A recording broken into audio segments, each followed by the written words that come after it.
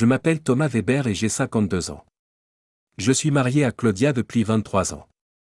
Elle a 1 an de moins que moi. Après toutes ces années passées ensemble, on se connaît, ou du moins, on le croit. Nous avons eu nos hauts et nos bas, comme tous les couples, mais ce que je vais vous raconter nous a conduits au bord du précipice. C'était un jour d'automne pluvieux à Munich. J'étais assis dans le salon de notre appartement ancien et je lisais les dernières nouvelles sur le changement climatique. Les reportages me rappelaient que notre monde est en constante évolution, que les certitudes d'hier peuvent être dépassées aujourd'hui.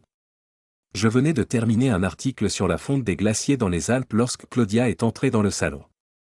Sa posture était différente de d'habitude, plus droite, plus déterminée.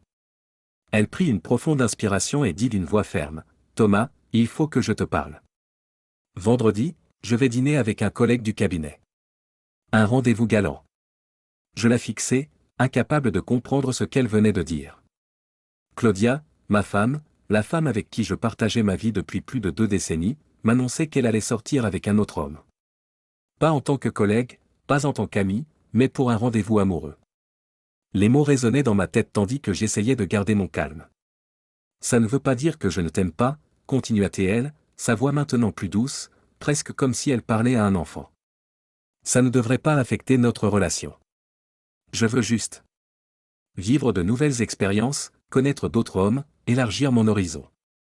Tu dois comprendre que je reviendrai toujours vers toi. Nous sommes faits pour l'éternité. Je pense même que ça nous renforcera à long terme. Je sentis une vague d'émotions monter en moi: colère, confusion, douleur, trahison. Pendant un court instant, j'ai pensé à ce que ça ferait de lui crier dessus, de briser des objets, de la menacer. Mais je me suis forcé à me calmer. Ces mots sonnaient comme appris par cœur, comme si elle avait préparé ce moment depuis longtemps. Comme si elle avait déjà réfléchi à toutes les objections possibles. Claudia a toujours eu un penchant pour les débats. En tant qu'avocate, elle était habituée à argumenter et à gagner. Mais en toutes ces années, nous n'avions jamais débattu de quelque chose d'aussi fondamental que l'exclusivité de notre mariage. C'était toujours une promesse silencieuse, tacite entre nous. Alors que j'étais assis là, mes pensées un chaos d'émotions, une idée m'est venue. Si Claudia voulait jouer avec de nouvelles règles, alors elle devait savoir ce que cela signifiait. Non seulement pour elle, mais aussi pour moi. Je forçai un sourire qui me paraissait étranger et dis, « C'est une idée intéressante. » Vendredi, dis-tu? Eh bien, ça semble être une bonne opportunité pour nous deux. Claudia fronça les sourcils, visiblement surprise par ma réaction. Elle s'attendait à de la résistance, à des larmes peut-être, à des supplications ou des menaces. Mais pas à de l'approbation. Oh. Bien. Je suis contente que tu comprennes. J'avais peur que tu te mettes en colère. Je me levai, pris ses mains dans les miennes et la regardai droit dans les yeux. C'est vraiment génial. Tu sais, dans mon service chez Siemens, il y a cette nouvelle chef de projet, Britta. Elle m'a déjà clairement fait comprendre qu'elle était intéressée par moi. Jusqu'à présent, j'ai toujours refusé, parce que, eh bien, je suis marié. Mais si nous sommes plus ouverts maintenant. C'est parfait. La couleur quitta le visage de Claudia et ses mains devinrent froides dans les miennes. Je suis allé à la cuisine pour me chercher un verre d'eau, et j'ai dit par-dessus mon épaule, « Tu veux boire quelque chose aussi ?» Non, merci, vint sa réponse, faible et incertaine. Devant le calendrier accroché au mur de la cuisine, je planifiais à voix haute, « Demain, c'est mercredi. Britta est toujours tôt au bureau, tout comme moi. Je devrais lui parler tout de suite, avant qu'elle ne prenne d'autres engagements pour vendredi. J'espère qu'elle s'intéresse encore à moi. » Je ris doucement. Ça pourrait être vraiment excitant. Je suis retourné au salon avec mon eau et j'ai observé Claudia du coin de l'œil. Elle était assise sans bouger, les yeux fixés sur ses mains, le front plissé de rides profondes. Je me suis rassis et j'ai repris ma revue, bien que je ne puisse plus distinguer une seule lettre. Toute mon attention était rivée sur Claudia, sur son malaise visible, sur la façon dont elle cherchait ses mots sans paraître hypocrite. Après un moment, elle soupira et dit, « Je suis fatiguée. Je crois que je vais me coucher. » Tu viens bientôt, Thomas? Oui, je termine juste cet article et je te rejoins, répondis-je calmement. Elle me donna un baiser rapide sur la joue et se tourna vers la chambre. Restée sur le seuil, elle dit d'une voix vibrante, chargée d'émotions contenues, « Je t'aime, Thomas. » On aurait dit un aveu, une supplique, une question. Je me contentai d'acquiescer, incapable de prononcer les mots qui, pendant des années, avaient si facilement franchi mes lèvres. Quand elle eut disparu, je me pris la tête entre les mains. Que venait-il de se passer? Notre mariage en était-il vraiment arrivé à ce point? Et que se passerait-il ensuite? Assis là, je commençais à repasser les dernières semaines dans ma tête. Avais-je manqué des signes? Étais-je trop absorbé par ma propre vie pour remarquer que ma femme s'éloignait de moi? Il y avait ces appels téléphoniques. Récemment, Claudia prenait certaines conversations à voix basse, souvent dans le bureau, porte close. Quand je lui en parlais, elle disait qu'il s'agissait de conversations confidentielles avec des clients. C'était plausible, en tant qu'avocate spécialisée en droit de la famille, elle traitait des affaires sensibles. Mais quelque chose dans son comportement avait changé. Auparavant, elle me parlait souvent de ses affaires, sans jamais citer de nom, bien sûr. Mais ces dernières semaines, ces conversations s'étaient raréfiées. Ensuite, il y avait les SMS. Claudia avait plus souvent consulté son téléphone portable ces derniers temps et souriait parfois discrètement en lisant un message. Si je m'approchais d'elle, elle détournait l'écran ou rangeait son téléphone. De petits gestes que j'avais alors jugés insignifiants, mais maintenant. Je me levai et me dirigeai vers notre ordinateur commun. Claudia et moi avions toujours eu une relation ouverte en ce qui concerne nos appareils électroniques. Pas de mot de passe, pas de secret. J'ouvris l'historique des appels de notre téléphone fixe et trouvai plusieurs appels provenant d'un numéro inconnu, tous à des heures où j'étais encore au bureau. Avec un nœud à l'estomac, je cherchais le numéro en ligne. Il appartenait à un certain docteur Michael Schulz, avocat spécialisé en droit des affaires, dont le cabinet se trouvait au centre de Munich. Je consultai le site web du cabinet où Claudia travaillait et trouvai son nom parmi les nouveaux associés. Il était arrivé il y a seulement 6 mois. Mon cœur se mit à battre plus vite. Ce n'était donc pas n'importe quel collègue, mais un nouvel associé de son cabinet. Un homme qui téléphonait régulièrement à ma femme lorsque je n'étais pas à la maison. J'ouvris la boîte mail de Claudia. Nous connaissions nos mots de passe, cela n'avait jamais posé de problème. Il n'y avait pas de mail direct de Michael, mais en cherchant son nom, je trouvai plusieurs mentions dans un échange de mails avec sa collègue Sabine Winter. Michael a encore demandé de tes nouvelles. Il te trouve fascinante et impressionnante, ce sont ses mots, pas les miens. Je crois qu'il craque complètement pour toi. Dis-lui que je suis marié et que je ne suis pas intéressé. Oh, allez, Claudia. Thomas n'a pas besoin de tout savoir. Un peu de plaisir n'a jamais fait de mal à personne. Michael est attirant, il a du succès et il est visiblement amoureux de toi. Qu'est-ce que ça peut faire si vous allez déjeuner ensemble? Les mails datés d'il y a 3 semaines. Sabine l'avait donc encouragé à sortir avec ce Michael. Dans les mails suivants, Claudia semblait moins réticente, elle avait même accepté de déjeuner avec lui, strictement professionnel, comme elle disait. Mais le ton changeait avec le temps, devenait plus personnel. Le dernier mail datait d'hier. Il m'a proposé un vrai rendez-vous, Sabine. Pas juste déjeuner au cabinet. Qu'est-ce que je dois faire? Thomas et moi sommes mariés depuis si longtemps, mais Michael fait ressortir quelque chose que je n'ai pas ressenti depuis des années. Cette excitation, ce quelque chose qui pétille. Je sais que c'est faux. Mais si j'en parlais à Thomas? Peut-être qu'il comprendrait. Peut-être que notre mariage pourrait y survivre. Je fermais les mains et me renversais en arrière, la tête me tournait. Elle avait donc bel et bien l'intention de sortir avec ce Michael. Elle l'avait déjà prévu avant de m'en parler. Et apparemment, elle avait développé des sentiments pour lui ou du moins, elle le croyait. Une partie de moi voulait immédiatement faire irruption dans la chambre et la confronter. Mais je savais que cela ne mènerait à rien. Pas maintenant, pas dans cet état. J'avais besoin d'avoir les idées claires pour gérer cette situation.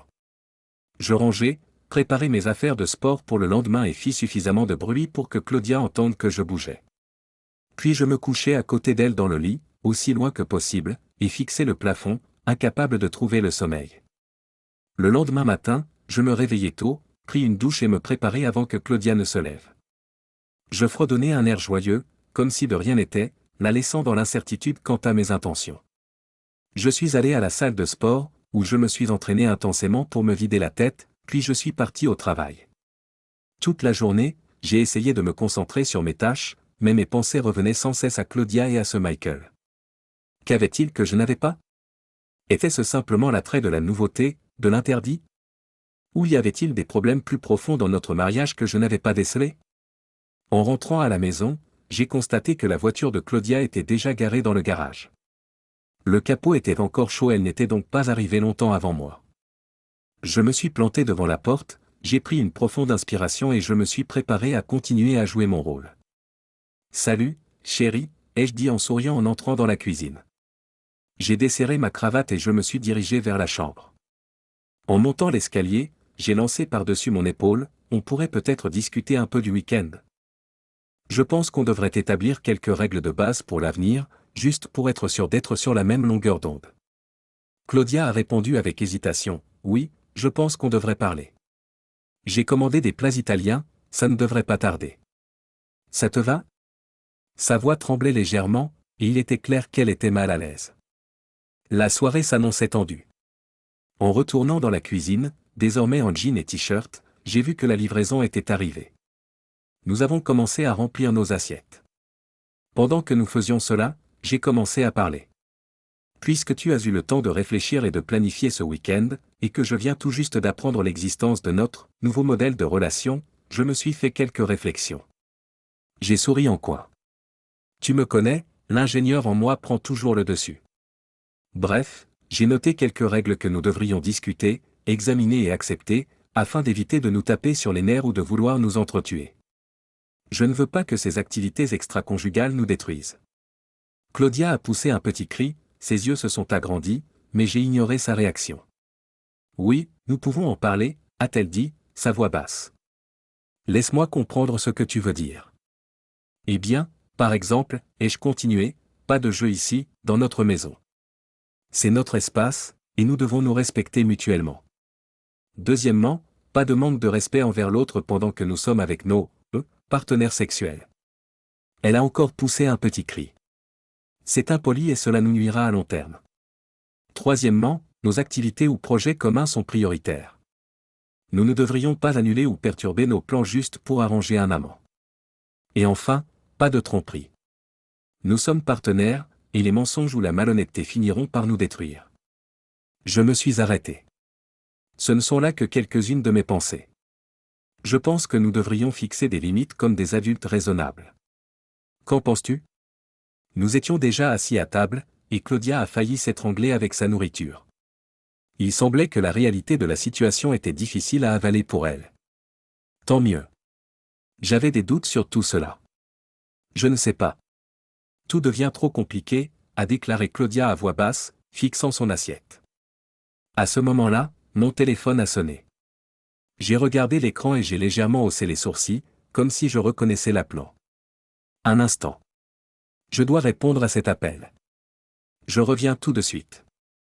Je suis allé rapidement dans notre petit bureau, j'ai fermé la porte pour que personne ne puisse entendre, j'ai mis mon téléphone en mode enregistrement et j'ai répondu à l'appel à voix basse. Allô? L'appelant parlait avec un fort accent d'Europe de l'Est. Bonjour, monsieur Weber. Ici, l'administration fiscale fédérale. Nous avons constaté que vous nous devez 2 500 € d'impôts impayés de l'année 2021. J'ai souri intérieurement. Bonjour. Je suis si heureux que vous appeliez. Oui, j'attends avec impatience vendredi soir. Quelle heure vous convient? J'ai regardé la fente de lumière sous la porte et j'ai remarqué 2 ombres de petits pieds. Claudia écoutait. Quel vendredi voulez-vous dire? C'est sérieux. Vous devez 2 500 €, et si nous ne recevons pas le paiement immédiatement, nous enverrons la police pour vous arrêter. Génial. Ça me convient aussi. Je vous prendrai à votre appartement, je vous emmènerai dans un bon restaurant, et ensuite nous pourrons rentrer chez vous pour la nuit. Quel type de nourriture aimez-vous? Je suis si heureux que vous soyez toujours intéressé à être mon partenaire sexuel. Vous m'excitez vraiment. L'escroc avait l'air plus en colère maintenant. Nous n'allons pas à un rendez-vous. Si vous ne payez pas, la police vous arrêtera. Achetez des cartes cadeaux pour 2 500 € et donnez-nous les numéros. Vous croyez que c'est une blague? Oh, vilaine fille. Bien sûr, nous pouvons sauter le dîner et simplement manger chez vous. Mais je voulais te traiter décemment, tu sais dîner, tout le week-end, si nous le décidons. Qu'est-ce qui ne va pas chez vous? Quand la police arrivait. J'ai imprimé les papiers du divorce et j'ai commencé à envisager un contrat de mariage pour redéfinir les règles. La confiance était brisée, profondément. Au moins, nous étions sur le point d'avoir une discussion sérieuse autour de la table. J'en avais assez d'être accommodant et passif. J'étais sûr que sa déclaration d'hier n'était qu'une façon de tâter le terrain, et qu'elle n'avait encore rien fait qui puisse détruire notre mariage.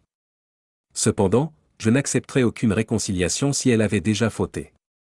J'ai erré sans but, sans faire grand-chose, juste en gagnant du temps, laissant à Claudia l'opportunité de réfléchir. J'attendais.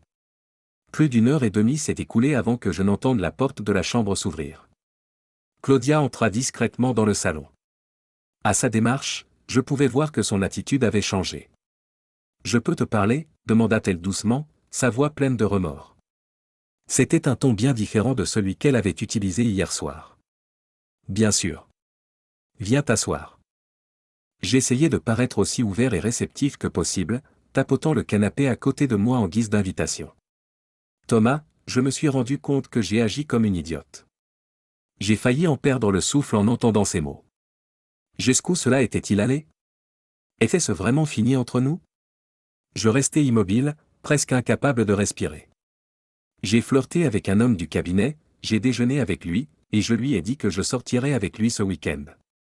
C'est mon amie Sabine qui m'a poussé à faire ça. Elle a des aventures depuis des années, bien qu'elle soit mariée, et elle se vante toujours de tout le plaisir que ça lui procure. Son mari sait tout et la laisse faire. Sabine m'a conseillé sur la façon de t'aborder. J'avais même préparé tout un discours et des réponses à tes arguments, pour te convaincre de me laisser faire quelque chose d'égoïste. Je suis désolé. Elle fit une pause puis continua, j'ai été choqué quand tu as été heureux et que tu as immédiatement accepté. J'ai été encore plus choqué d'apprendre que tu avais quelqu'un prêt à prendre ma place. J'étais anéanti. Mais comment pouvais-je argumenter contre ça? Tu m'as fait mal, et je suis allé au lit, mais je n'ai pas pu dormir et j'ai pensé à quel point c'était cruel. À un moment donné de la nuit, j'ai réalisé que je t'avais fait exactement la même chose. Mais ta réaction, comme si je te rendais service. Quand tu as parlé de cette Britta. Elle n'existe pas, l'ai-je interrompu doucement. Je l'ai inventée. Claudia a esquissé un sourire pâle. Je m'en doutais un peu. Mais ça m'a quand même blessé. Ça m'a montré ce que ça ferait pour toi si je sortais vraiment avec Michael. Elle m'a serré la main. Je l'appelle demain pour annuler notre rendez-vous. Et si nécessaire, je demande un transfert dans un autre service. J'ai acquiescé lentement, pas encore prêt à baisser complètement mes barrières. Et Sabine? Qu'est-ce qu'il en est d'elle? Le regard de Claudia s'est durci. Ce n'est pas une bonne amie pour moi, je le vois maintenant. Ni pour son mariage. Le pauvre Martin. Elle a marqué une pause. Je me demande s'il est vraiment d'accord, comme elle le prétend. Cette remarque a retenu mon attention. Qu'est-ce que tu veux dire? Je ne connais pas très bien Martin, a expliqué Claudia. Mais lors de la dernière fête de Noël du cabinet, il semblait résigné. Pas comme quelqu'un qui apprécie son mariage ouvert, mais comme quelqu'un qui a renoncé. Elle s'est mordillé la lèvre inférieure. Peut-être que Sabine ne m'a pas dit toute la vérité. J'y ai réfléchi et j'ai soudainement eu une idée.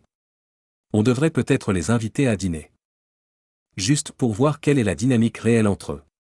Claudia m'a regardé, surprise. C'est inhabituellement direct de ta part. Eh bien, ai-je répondu avec un léger sourire, les dernières 24 heures n'ont pas été exactement ordinaires non plus, n'est-ce pas? Elle a ri doucement, et pour la première fois depuis hier, j'ai senti une partie de la tension entre nous s'estomper. Tout n'était pas résolu loin de là. Mais c'était un début. Thomas, a dit Claudia après un moment à voix basse. Je suis tellement désolé. Je ne sais pas ce qui m'a pris. Ces dernières années ont été si prévisibles. Parfois, j'avais l'impression qu'on vivait côte à côte, pas ensemble. Ces mots m'ont touché plus que je ne l'aurais cru. Avais-je été si absent? Avais-je tenu notre mariage pour acquis? Peut-être, ai-je commencé avec hésitation, peut-être me suis-je trop perdu dans mon travail. Peut-être ai-je oublié qu'un mariage a besoin d'attention, comme tout le reste dans la vie. Claudia s'est appuyée contre mon épaule, et j'ai prudemment passé mon bras autour d'elle. Nous sommes restés assis ainsi pendant un moment, chacun plongé dans ses propres pensées. Qu'est-ce qu'on fait maintenant? A-t-elle finalement demandé. J'ai pensé au papier de divorce sur mon ordinateur portable, au calcul de partage des biens, à l'analyse clinique de ce que deviendrait notre mariage s'il devait se briser. Tout cela me semblait si lointain maintenant. On recommence, ai-je dit lentement. Pas à zéro, ce serait impossible après tout ce qu'on a vécu ensemble. Mais on prend du temps l'un pour l'autre. On se parle, pas à côté. Et on se souvient de pourquoi on est tombés amoureux l'un de l'autre au départ. Claudia a acquiescé contre mon épaule. Ça sonne bien. Elle a levé la tête et m'a regardé dans les yeux. Et vendredi, on sort. Toi et moi. Dans ce nouveau restaurant français dont je t'ai parlé. Je n'ai pas pu m'empêcher de sourire. Un rendez-vous avec ma femme? Je peux me permettre ça. Elle m'a souri en retour, un vrai sourire, le premier depuis toute cette crise. À ce moment-là, j'ai su qu'on avait une chance. Ce ne serait pas facile, et la confiance qui avait été perdue prendrait du temps à se reconstruire. Mais nous étions prêts à essayer. Vendredi est arrivé plus vite que je ne l'avais prévu. Les jours qui ont suivi avaient été tendus, mais pas désagréables. Claudia et moi nous déplacions avec précaution l'un autour de l'autre, comme deux danseurs qui tentent de trouver un nouveau rythme. Elle m'avait confirmé qu'elle avait appelé Michael et annulé leur rendez-vous. Elle avait également envoyé un courriel aux ressources humaines pour demander un transfert dans un autre service juridique, bien que cela n'ait pas encore été confirmé. Le jeudi soir, nous étions assis à la table de la cuisine et planifions notre propre rendez-vous pour le lendemain soir, lorsque Claudia s'est soudainement interrompue. J'ai parlé à Martin. Quelle heure aujourd'hui, a-t-elle dit doucement. Martin? Le mari de Sabine? Pourquoi? J'étais surpris, mais aussi curieux. Claudia a hésité. Je voulais comprendre ce qu'il pensait réellement des aventures de Sabine. S'il était réellement d'accord avec ça, comme elle le prétend. Ai-je demandé, pas sûr de vouloir entendre la réponse. Il ne le sait pas, Thomas. La voix de Claudia n'était qu'un murmure. Il n'en a aucune idée. Elle lui ment depuis des années. Je me suis laissé tomber contre le dossier de la chaise, bouche bée. Mais elle t'avait dit qu'il était au courant de tout et qu'il approuvait, oui. Claudia a secoué la tête. Tout était mensonge. Elle m'a menti pour m'attirer dans son monde. Pour se sentir mieux elle-même. J'ai regardé ma femme, j'ai vu la douleur et la déception dans ses yeux. Que as-tu dit à Martin? Rien sur les aventures de Sabine, a répondu Claudia immédiatement. Ce n'est pas mon rôle. J'ai juste posé des questions générales. Sur leur mariage, sur son opinion de la fidélité. Il semblait si convaincu, si sûr de son amour pour elle. Elle a soupiré profondément. Ça m'a brisé le cœur, Thomas. Comment Sabine a-t-elle pu me faire ça? Comment a-t-elle pu me conseiller de mettre notre mariage en péril alors qu'elle trompe son propre mari de manière si éhontée? Je me suis levé et je suis allé vers elle, j'ai posé mes mains sur ses épaules.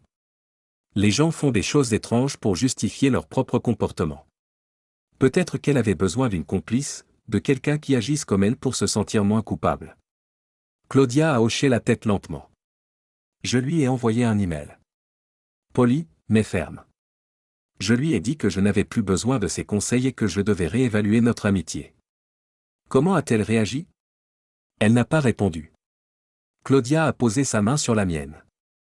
Je ne suis pas sûr de pouvoir lui reparler normalement un jour, sachant ce que je sais maintenant. Le lendemain soir, je suis allé chercher Claudia au travail. C'était étrange, on aurait dit un premier rendez-vous avec quelqu'un que je connaissais depuis des décennies. Elle portait une élégante robe noire que je n'avais jamais vue et avait remonté ses cheveux. Elle était stupéfiante. Le restaurant était exactement comme elle l'avait décrit, intime, avec une lumière tamisée et une musique douce. On nous a conduits à une table dans un coin tranquille, loin de l'agitation des autres clients.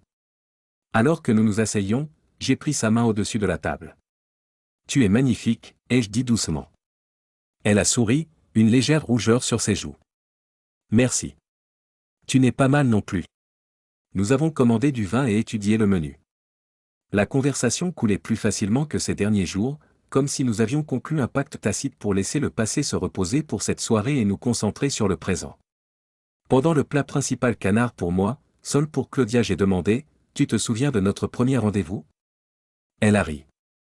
Bien sûr. Cette pizzeria horrible près de l'université. Tu étais tellement nerveux que tu as renversé ton verre et ruiné ma robe. Pour ma défense, la robe était plus belle après. J'ai souri. Avec ses taches de vin rouge artistique. Oui, très tendance. Elle a secoué la tête, amusée. Mais tu sais ce dont je me souviens le plus? La façon dont tu as immédiatement bondi, enlevé ta propre chemise et insisté pour que je la mette afin que je n'ai pas à rentrer chez moi dans ma robe trempée. J'étais à moitié nu dans ce restaurant, me suis-je souvenu. Le gérant n'était pas ravi. Mais moi, je l'étais. Les yeux de Claudia se sont adoucis. C'est le moment où j'ai su que tu étais différent. Que tu te souciais plus des autres que de toi-même. Le souvenir est resté suspendu entre nous, doué d'une émotion inattendue. À ce moment-là, je me suis senti plus proche d'elle que ces dernières années.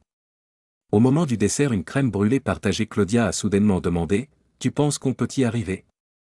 Après tout ce qui s'est passé ?» Je l'ai longuement regardée, j'ai vu l'incertitude dans ses yeux, l'espoir et la peur. J'ai pensé aux derniers jours, aux années précédentes, à tous les hauts et les bas que nous avions traversés ensemble.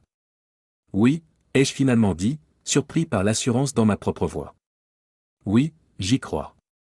Ce ne sera pas facile. Nous avons tous les deux fait des erreurs, toi avec tes fantasmes sur ce Michael, moi en négligeant notre mariage. Mais si nous sommes prêts à y travailler. Je le suis, m'a-t-elle interrompu rapidement. Plus que tout au monde. J'ai serré sa main. Moi aussi.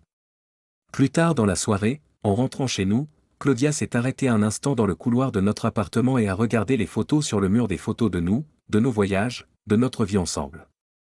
Tu sais, a-t-elle dit pensivement, quand j'ai envisagé de sortir avec Michael, j'imaginais à quel point ce serait excitant. Comme c'était nouveau et différent. Elle s'est tournée vers moi. Mais ce soir avec toi. C'était aussi nouveau. Différent. Comme si nous nous rencontrions pour la première fois. Je me suis approché d'elle et j'ai pris son visage dans mes mains. Peut-être que c'est ce que nous faisons. Peut-être que nous découvrons des facettes l'un de l'autre que nous n'avons pas vues depuis longtemps. Elle s'est penchée dans ma main. Ça me plaît. Quand je l'ai embrassée, là, dans le couloir faiblement éclairé de notre appartement, ce n'était pas un baiser entre vieux conjoints. C'était une promesse. Un nouveau départ. 2 semaines plus tard, Claudia a reçu la confirmation de sa mutation, pas dans un autre service, mais dans un cabinet complètement différent, appartenant au même réseau. C'était une bonne opportunité, comme elle me l'a expliqué, avec de meilleures perspectives d'évolution et des affaires plus intéressantes. Le même jour, j'ai reçu un appel inattendu de Martin Keller. Claudia ne m'avait jamais dit exactement ce qu'elle avait abordé avec lui, mais sa voix était brisée lorsqu'il m'a demandé si nous pouvions nous rencontrer. Nous nous sommes retrouvés dans un bar tranquille, non loin de mon bureau.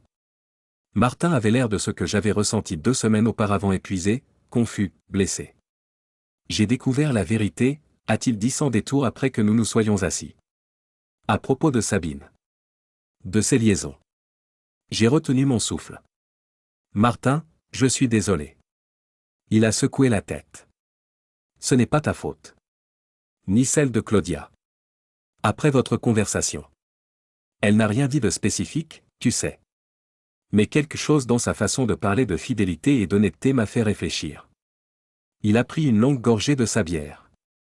J'ai commencé à poser des questions. Et puis j'ai trouvé ses emails. Qu'est-ce que tu vas faire, ai-je demandé prudemment. Martin fixait son verre. Je ne sais pas. Nous avons 2 enfants, Thomas. Je ne peux pas simplement.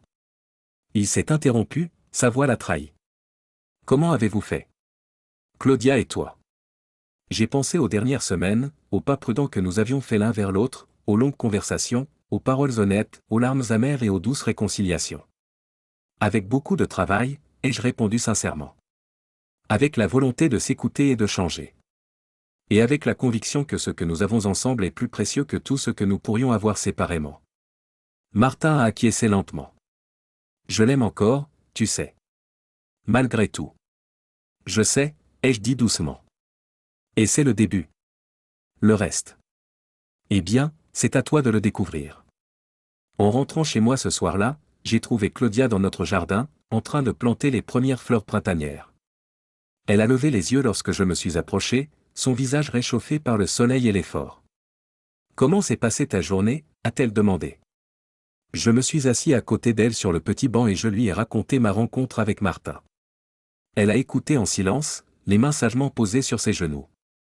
Tu crois qu'ils vont s'en sortir, a-t-elle demandé quand j'ai eu fini. J'ai regardé les fleurs fraîchement plantées, les tendres bourgeons qui s'étiraient vers la lumière. Je ne sais pas. Mais je l'espère.